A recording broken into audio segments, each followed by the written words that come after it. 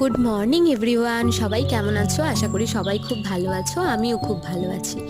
জানো তো, এই ভিডিওটা আমি সকালে ছাড়বো ভেবেছিলাম, কিন্তু আমার ফোনটা আমার সাথে সাথ দিল না, চার্জ হয়ে গেল শেষ।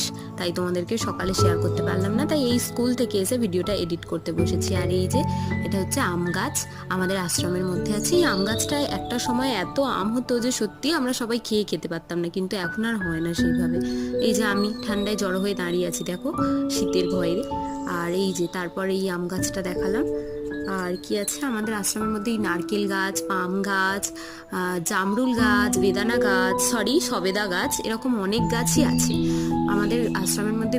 অনেক রকমের ফুলের গাছ আছে, বাগান। আমরাও খুব বাগান ভালোবাসি, কিন্তু বাগানের জন্য যে পরিশ্রমটা করতে হয় সেটাই করি না। হ্যাঁ, তো লাইফে পরিশ্রম করতেই হবে, না হলে কোনো বড় অ্যাচিভমেন্ট কখনোই সম্ভব নয়। আর তাই আমি ভোরবেলা উঠে পড়াশোনা করে নিয়েছি, একটু কষ্ট তো করতেই হবে, কি বলো?